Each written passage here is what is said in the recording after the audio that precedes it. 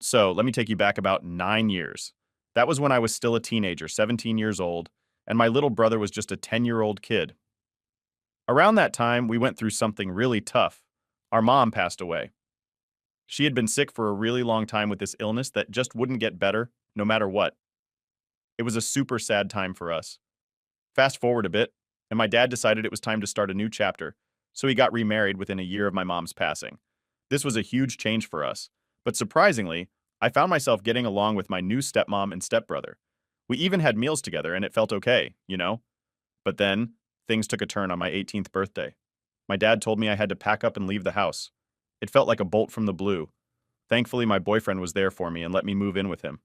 College was up next for me, and let me tell you, it wasn't easy. I juggled classes and work almost full time just to make ends meet and pay for my education. It took me about 4 or 5 years, but I made it through. And guess what? I landed this amazing job as a manager right after graduation.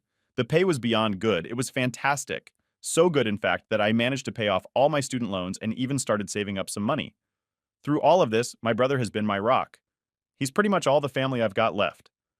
Then, out of the blue, in July 2019, he drops a bombshell on me. Our dad was kicking him out, just like he did with me. My boyfriend and I didn't even hesitate. We invited him to move in with us. But we had a few ground rules. No trouble, help out with some chores around the house, and keep those grades up. My brother? He nailed it.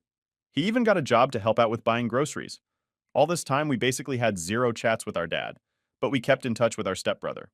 He's been a good friend through everything. Now, when my brother got ready to start college last summer, I made him a deal. I'd cover his college fees as long as he stuck to our rules.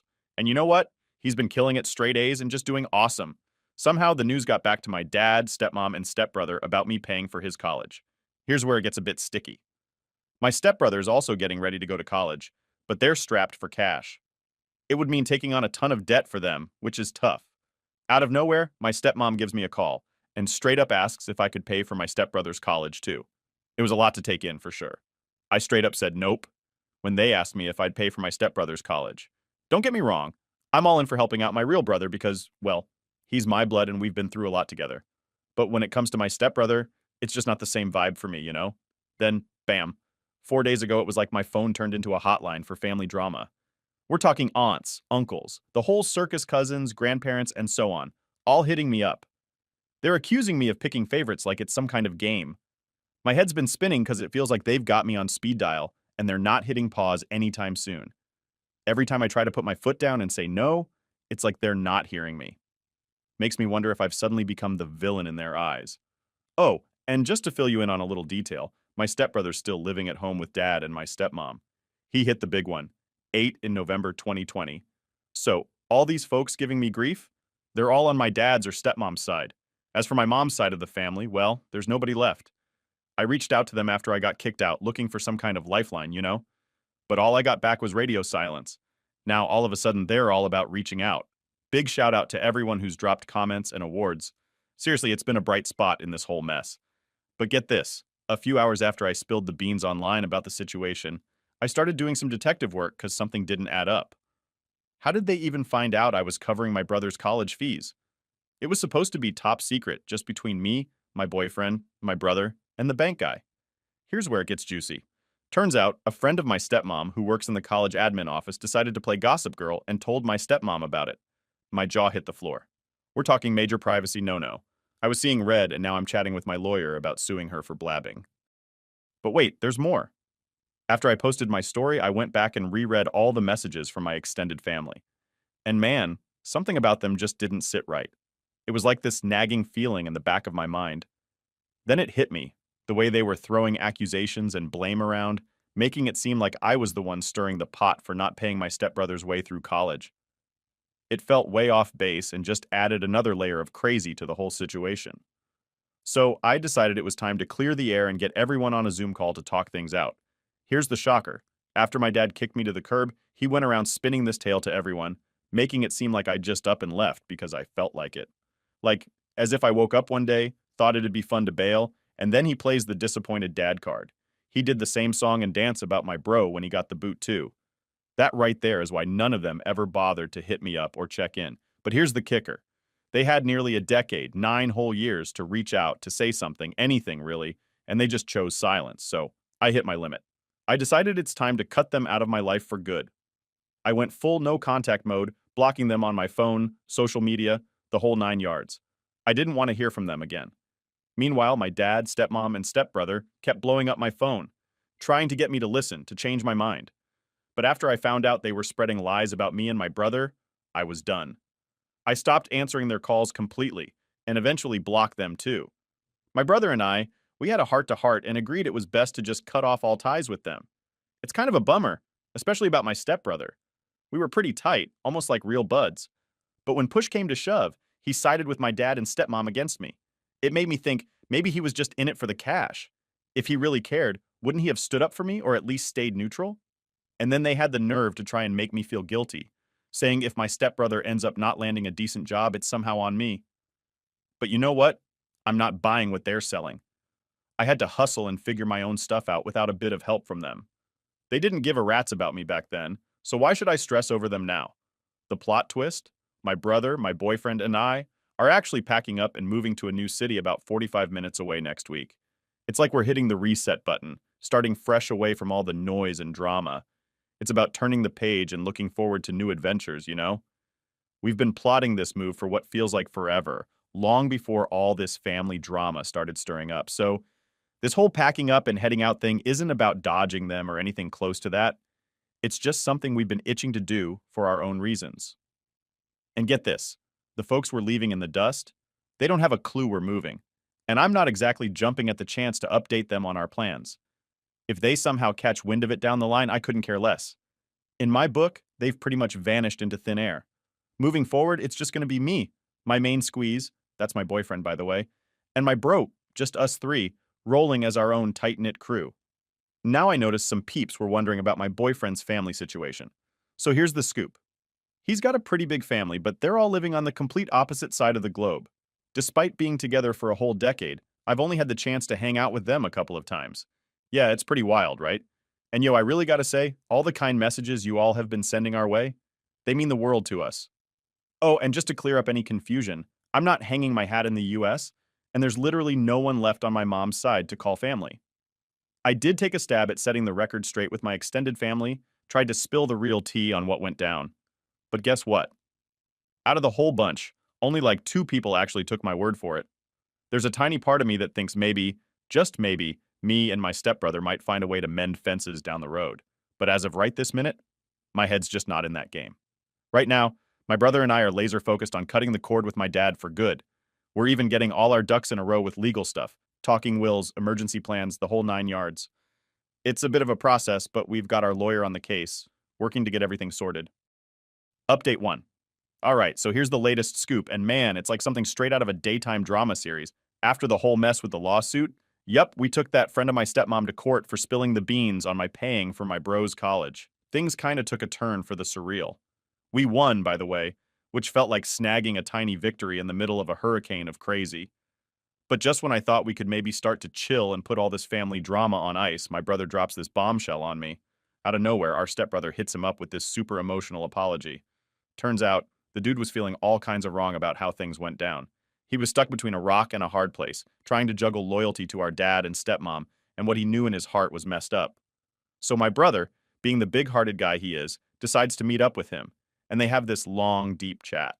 My brother comes back kind of shook, saying maybe we got our stepbrother all wrong, that maybe he was just another piece getting moved around in our parents' messed up game.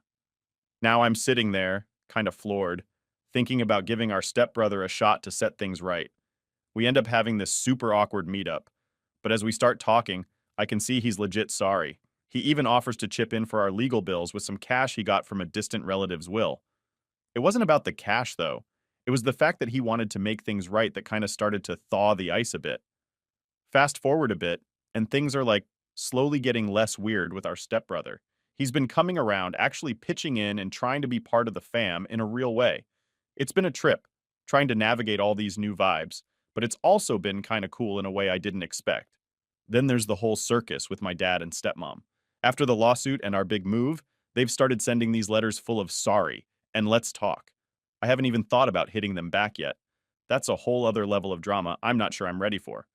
But through all this, my boyfriend and the few fam members who got our backs have been solid as rocks. They're the real MVPs, sticking with us through every twist and turn. And my brother and I, we're tighter than ever, finding new stuff to do together, planning trips, and basically just soaking up the good times after riding out that storm. What's next for us is kind of up in the air. Healing, for sure. Forgiveness? Maybe down the line.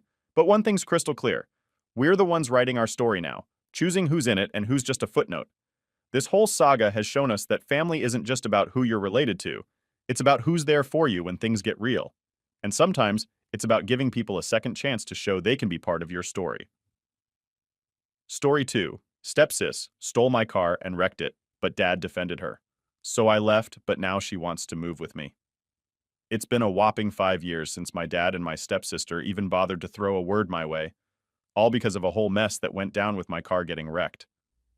And now, out of nowhere, they're popping up again saying they need my help. Can you believe it? When my dad first broke the news that I was going to get a new sister, I was over the moon excited. I mean, the thought of having more family around sounded pretty sweet. You know how people always say having a big family is like the best thing ever?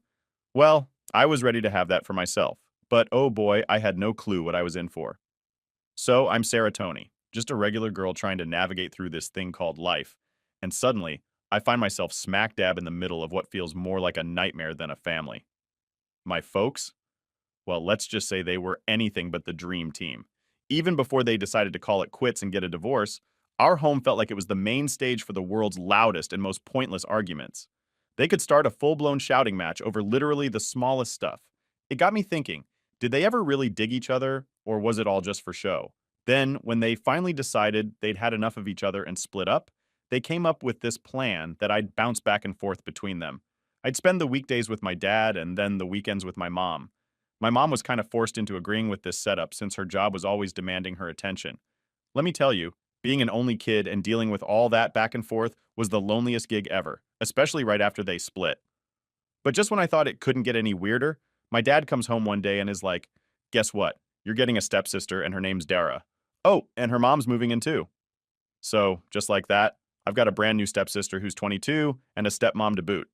Suddenly, this was my new family. I was just hitting the teenage years, 13 to be exact, when my life took a major turn. Not too long after my parents decided they were done with each other and got a divorce, my dad made a quick move and got remarried. That's when my stepmom and her daughter, who we're going to call Dora for the story, barged into my life. It wasn't even a full 3 months after the divorce ink dried that they started calling my place home. Imagine a messed up version of Cinderella, minus the glass slippers and fairy godmother, and that's kind of what I was living. Except in this story, it felt like I was the ghost haunting the attic or something because my dad acted like I straight up didn't exist anymore. There they were, my dad, his new wife, and Dora, pretending to be the picture-perfect family, leaving me out like last year's Halloween candy. When Dora had a birthday, it was as if the whole world needed to stop and celebrate. My birthday? You'd have better luck remembering a dentist appointment from 2 years ago. My dad treated Dora like she was the president's daughter or something, driving her to school every single day, while I had to hop on the bus like it was no big deal. Dora was like this shining star in their eyes, the so-called perfect daughter, never setting a foot wrong. Me? I felt like I only popped into my dad's mind if there was something to complain about or criticize. It was like being more invisible than I ever thought possible, even more than those days when it was just me and him before all this. And let's not forget about Dora. To my dad and stepmom, I might as well have been a piece of furniture, but Dora? She noticed me all right, but not in any kind of good way. She was always on my case, nicking my stuff, making snide comments, and basically wanting anything and everything I had, no matter how small or meaningless it seemed. The only time I felt like someone actually saw me, like really saw me, was when I was with my mom. But even then, she was so caught up in her super demanding job that those moments were few and far between. This whole circus went on for about 3 years, just like that.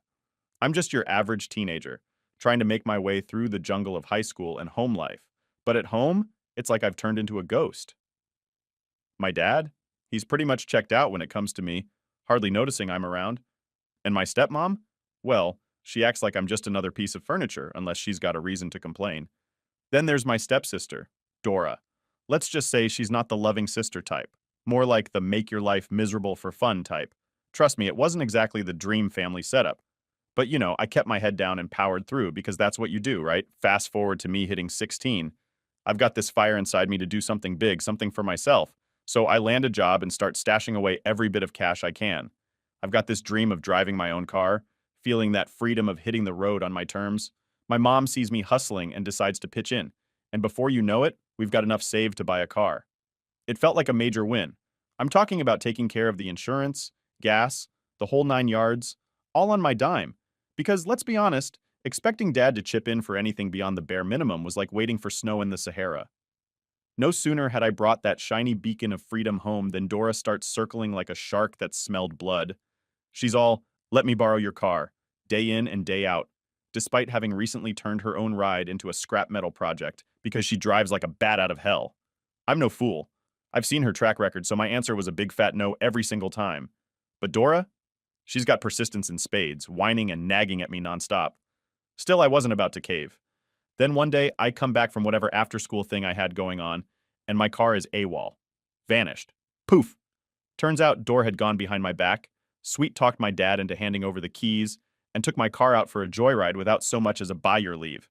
She rolls back home at 10 p.m., with my car looking like it's been through a demolition derby, and has the gall to act like it's NBD.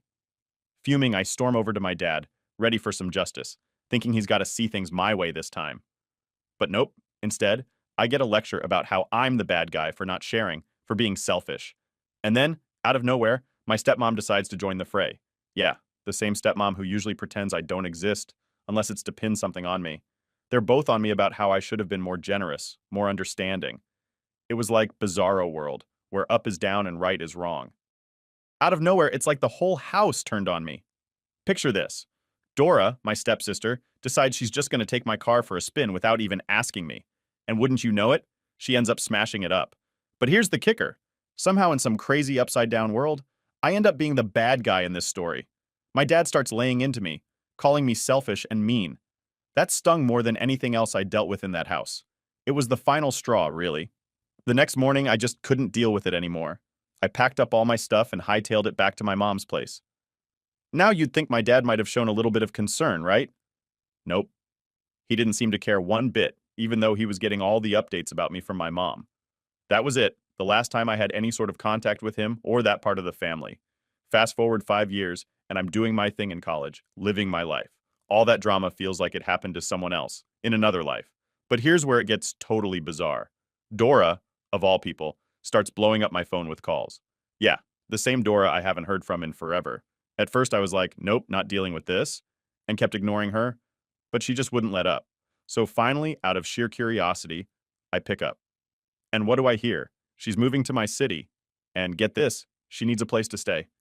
Apparently, she found out I was here because my dad, who's hardly bothered to check in on me all these years, mentioned I was at college in this city. I was floored. After all this time, not a word. And now she's reaching out because she needs something? It was a lot to take in. Dora, yeah, the stepsister who hasn't bothered with me for ages, suddenly decides she needs a favor. She calls me up, out of the blue, acting all sweet, expecting me to just open up my place for her, like we're the best of buddies or something. When I ask her how long she's planning to crash, she's all vague about it, saying she doesn't really have a plan, just that she needs somewhere to land for a bit. Oh, and here's the kicker. She straight up tells me she's not going to pitch in for rent. Her reasoning? Since I've been managing the rent fine on my own, she figures why should she bother chipping in? Can you believe that? The nerve of her thinking she could just move in, rent-free as if. I was blown away by how entitled she sounded. I mean, who does that? So I laid it out for her straight, told her there's no way I could let her stay under those conditions. And then I just hung up on her. Man, hanging up felt like hitting the winning shot in a game. Oh, and just so you know, the place I'm living in, it's a studio apartment, and here's the part I didn't mention before. My mom's the one who's been covering the rent for me. Update. Today is my birthday. Yeah, that one special day in the year that's supposed to be all about celebrating me. But guess who decides to pop up out of the blue after a ghost act of 5 years? My dad. And hold on to your hats because he didn't call to drop a belated sorry for all the silent treatment, to catch up on my life, or even to toss a simple happy birthday my way. I'm betting my bottom dollar he doesn't even have a clue that today's my day. So why did he call, you ask? Oh, he wanted to grill me about why I wasn't playing Hotel for Dara, and why I might have sounded less than thrilled to chat with her on the phone. Initially, it felt like a punch to the gut, not gonna lie. But I didn't let it keep me down. I bounced back pretty quick and laid it out for him. How am I supposed to welcome someone into my space especially when they don't want to pitch in or take any responsibility. That really got his gears grinding. If we were in the same room, I swear you'd see steam shooting out of his ears, just like in those cartoons, exactly how it used to be 5 years back. He went off on me, slinging words like selfish and unloving, and accusing me of not having an ounce of respect or love for what he called a family. He even went as far as to say he'd disown me if I didn't let Dara move in. My response? Cool as a cucumber, I told him to do what he feels he needs to because, to be honest, I've never really felt like I had a father figure in my life anyway. That kind of knocked the wind out of his sails, and he was silent for a hot minute before just hanging up on me. It's always baffled me, you know? Why am I always painted as the villain in his story, while Dara, who isn't even his own flesh and blood, gets treated like she's royalty? So, with the drama out of the way, I decided to just kick back and make the best of the rest of my birthday. Ended up treating myself to an ice cream and movie marathon. But if I'm being totally honest, the whole ordeal kind of put a damper on my mood. Now I'm sitting here, wondering if maybe I went a little overboard. Should I have just played it cool and kept my mouth shut? What do you think? Did I overdo it with my reaction?